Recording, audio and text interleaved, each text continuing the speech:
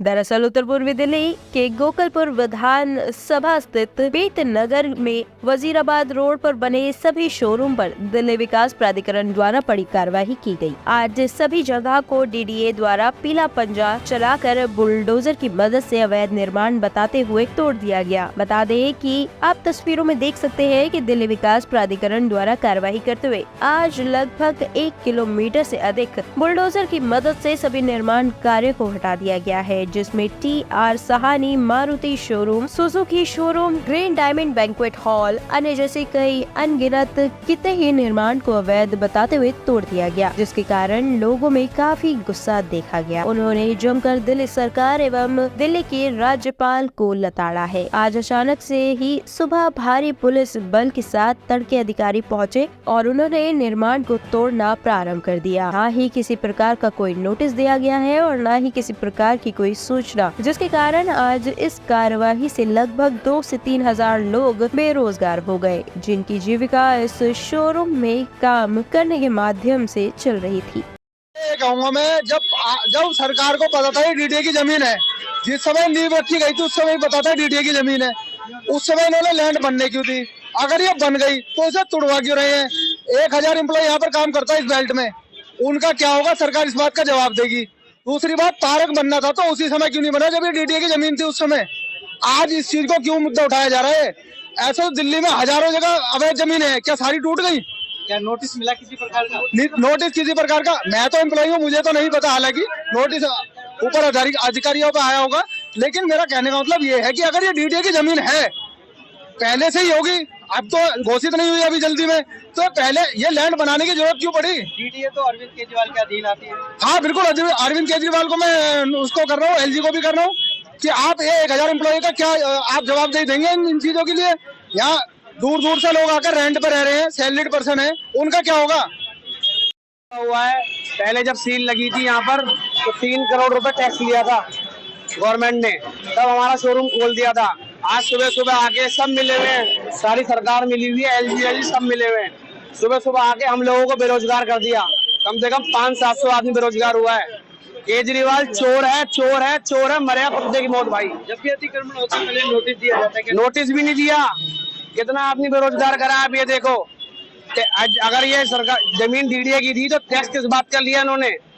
जब सील लगी थी शोरूम पे, टैक्स लेके डीडी जमा करके शोरूम खुलवाया, अब किस बात का टैक्स लिया इन्होंने?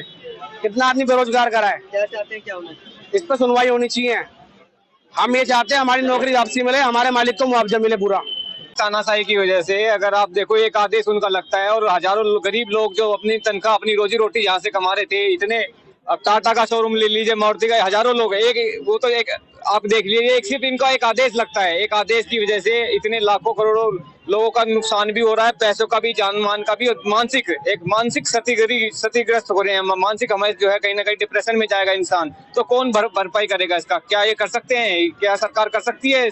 एलजी तो कहते हैं कि दिल्ली सरकार करती है सब कुछ। ये इन दोनों सरकारों के बीच में एक आम आदमी फंस के रह गया है। एक आम आदमी ने जो है बिल्कुल, जो आम आदमी को बिल्कुल जमीन पे मिला दिया। इनकी आपसी रंजिश, आपसी राजनीति में किसका क्या हुआ है, कौन किसका बिगड़ा हुआ है? सिर्फ एक आम आदमी मरा हुआ है और कुछ नहीं। ये तो अपने एसी दफ्तरों में बैठ के आराम से सरकार तो विकास की बात करती है। विकास ये विकास ही तो देख रहे हो आप। डेमोलेशन, ये डेमोलेशन ही तो विकास हो रहा है। डेमोलेशन देखिए किस तरीके से तोड़ा आगे जा रहा है। इतने करोड़ों रुपए का नुकसान जो ये कर रहे हैं, ये विकास ही तो हो रहा है। मोदी सरकार का ले लीजिए आप, आम आदमी पार्टी का ले लीजिए, वो सक्सेना साहब का ले लीजिए, ये सिर्फ विकास ही कर रहे हैं इस तरह के डेमोलेशन करके। ये पिछले 50 साल से यहाँ पे सब काबिज है। ये टोटल 17 बीघे जमीन थी। हमें पीछे का और दाएं बाएं का तो नहीं पता। हमारा एक कंपाउंड था ये, इसका खसरा नंबर भी अलग है, सब चीज अलग है और सारे प्राइवेट नंबर है। उसके बाद इन्होंने कहा कि 17 की 17 बीघे लैंड जो है वो डीडीए के अंतर्गत आती है। तो हमने इन्हें बताया भी अधिकारियों को कि यहाँ पे जी हमारी तो अलग है, हमारी मोटेशन भी हो रखी है और हम पे सारे कागज पूरे हैं, कन्वर्जन चार्जेस, सारे टैक्सेस सब अप टू डेट थे। उसके बाद अधिकारी हमसे आके बोलते हैं कि 25,000 केस चल रहे हैं, ऐसे 2 केस और लड़ लेंगे, आप कोर्ट में चले जाइए, केस कर दीजिए हमारे खिलाफ। ना हमें कोई नोटिस सर्व किया गया है। सुबह 7 बजे हमें बताया गया पुलिस के द्वारा कि भाई हम यहाँ पे फोर्स आ रही है। कोई किसी अधिकारी ने, डीडीए ने कहीं से हम पे कोई नोटिस नहीं है किसी। अगर बात करें यहाँ से कितने रोजगार कितने बेरोजगार? यहाँ जी हजारों की तादाद में थे। यहाँ मारुति का सबसे बड़ा जमुना पार का शोरूम था, मारुति का, हुंडई का, बैंकेट हॉल थे, अंदर इलेक्ट्रॉनिक्स की पूरी वो चलती थी, गोदाउन थे, कम से कम भी हजारों की तादाद में यहाँ पे लोग।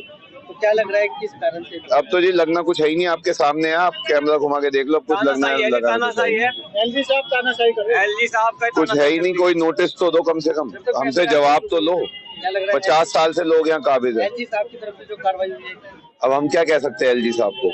एलजी साहब ने तो आदेश कर दिया, आप देख लो क्या हाल हुआ है यहाँ पे, कहाँ जाएंगे हजारों लोग? लोग रोड पे आ गए हैं इस तानाशाही की वजह से। अगर आप देखो एक आदेश उनका लगता है और हजारों गरीब लोग जो अपनी तनख्वाह अपनी रोजी रोटी यहाँ से कमा रहे थे, इतने अब टाटा का शोरूम ले लीजिए, मारुति का, हजारों लोग एक वो तो एक। टॉप स्टोरी ब्यूरो के लिए दिल्ली से रवि डालमिया की रिपोर्ट।